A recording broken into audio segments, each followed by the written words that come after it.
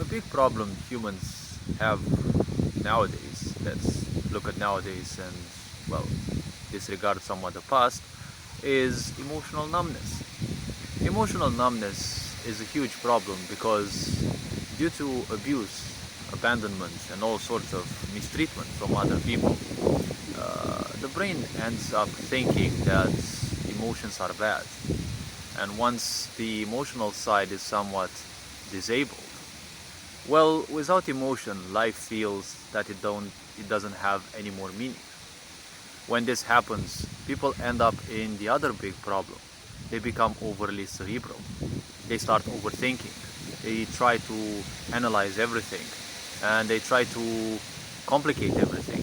Because if it doesn't have enough detail, it doesn't come as a sufficiently long and sufficiently good distraction.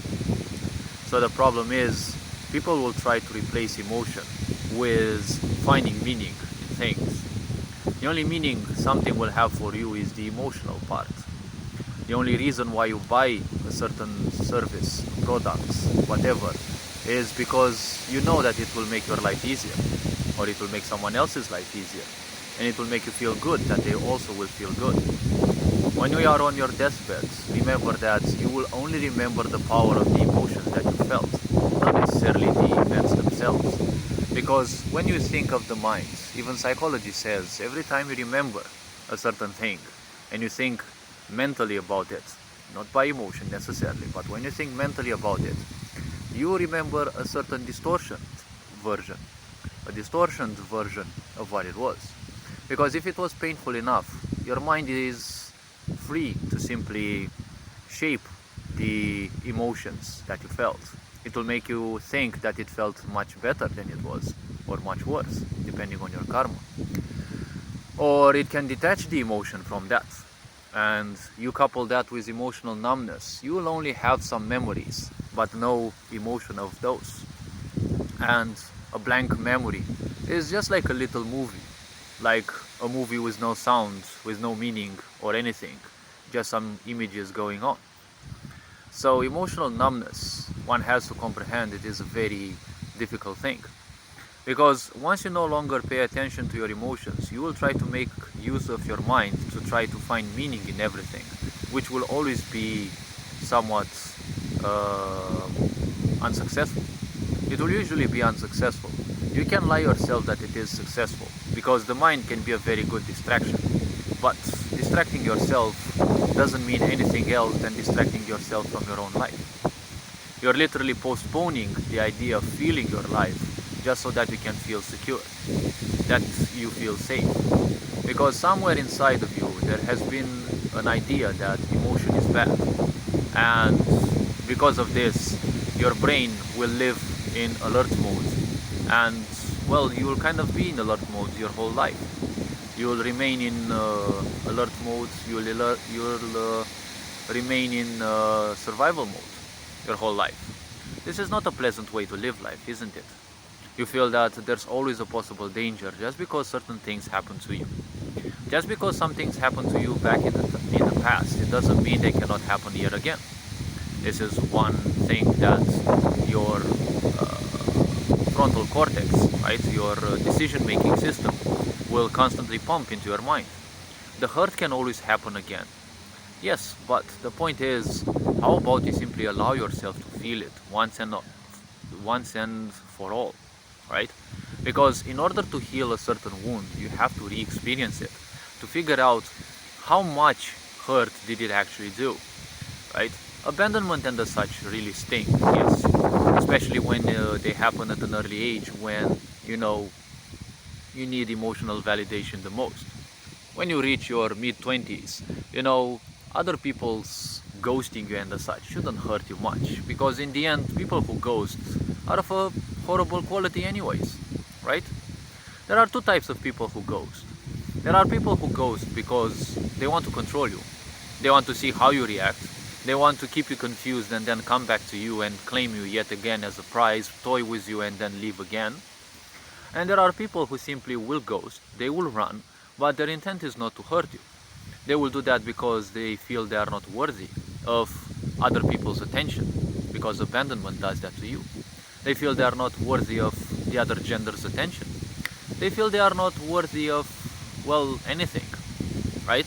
Or they feel they are too hurt and they are afraid that, interacting with other people will result sooner or later in the same amount of hurt. One has to become comprehensive of their own emotions. One has to understand that running from emotions means running from your life, from your guidance system, because your emotions, yes, they may hurt, but hurt is good in your life from a certain perspective. Yes? You say your emotions are bad, but say you're gonna go to the gym, you're gonna shred yourself, right? You're gonna shred your muscles. That is pain, right? But you're saying, oh, that pain is good because it will make you stronger physically, right? But why not take some emotional pain as well? Because, you need some emotional resilience as well, right? In order to become emotionally mature, you have to go through some pain, not run away from it. Because running away from it also makes the pain harder to deal with. It makes the pain harder to cleanse, to heal. Because running away from something means you don't want it, right? You're constantly throwing energy its way because you don't want it. It's like you're trying to negotiate. You're giving it some energy so that it doesn't come back, but you're giving it energy. You're gonna make it so big, sooner or later you're gonna burst, right? Think about those moments when someone is so calm, so peaceful, and suddenly they lash out, right? Many people call this inexplicable, but it is easily explicable. Because when you run from something, it will grow bigger. It will grow bigger. Sooner or later, it will overwhelm you. It's just a matter of time when it will explode, right? It's like every bit of your emotion is like a ticking bomb. The more you run away from it, the faster the fuse will go, right? And when other people piss you off, the faster the fuse will go. Sooner or later, it may drop from 3 hours remaining or 3 days remaining to just 10 seconds, right? Then the next moment is calm. Well, it will stagnate at 10 seconds. Maybe it will jump to 2 minutes remaining, right? And then suddenly someone says something. It doesn't have anything to do with you, but it triggered something within you. And then the fuse gets back to zero. Suddenly, from whatever timer it had, it gets back to zero and you explode, right? So these things can happen.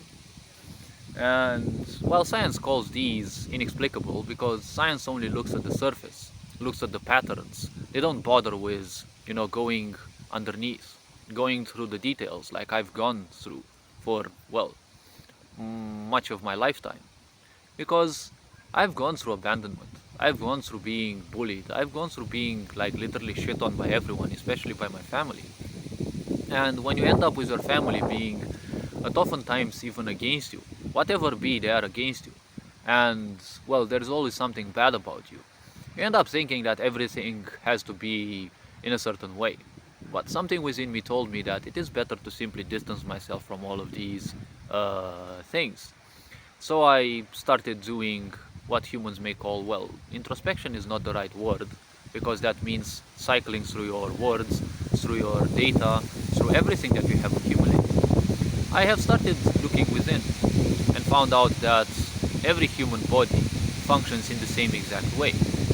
The way they are different is because each and every one of us has a different history, let's say.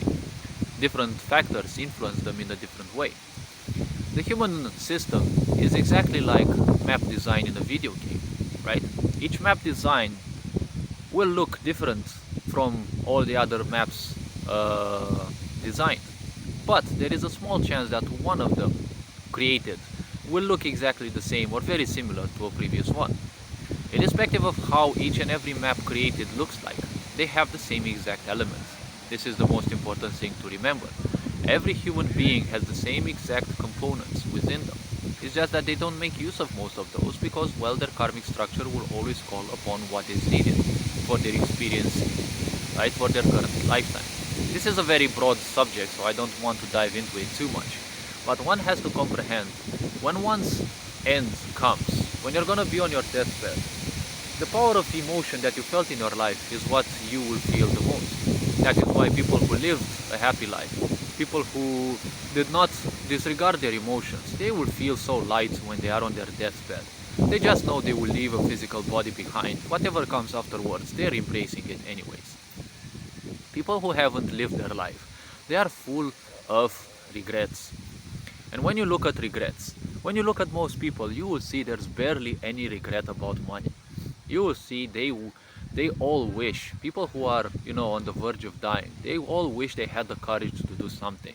They will all wish they had the courage to live life. They will all wish they had the courage to travel, to do something more.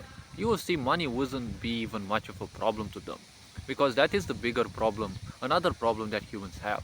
They think that they don't have money, but they don't have money, right? Or do they have money?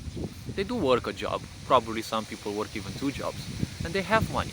But they never have the time to simply be appreciative of the money they have, and they've never been taught how to make use of their money, so usually they will splurge it because they are taught since school that everything is lack, right? The banking system needs you to think that everything is in lack, right? If money is so lackluster, why is it that there are so many billionaires and millionaires in the whole world, right? Think a bit about it. There is money enough for so many people. When money would become too much and people start becoming wealthier, what happens? There has to be a war. There has to be a destruction of products, a destruction of money, so that constantly you are bombarded with the idea that you are in lack. Even your video games program you about lack, right?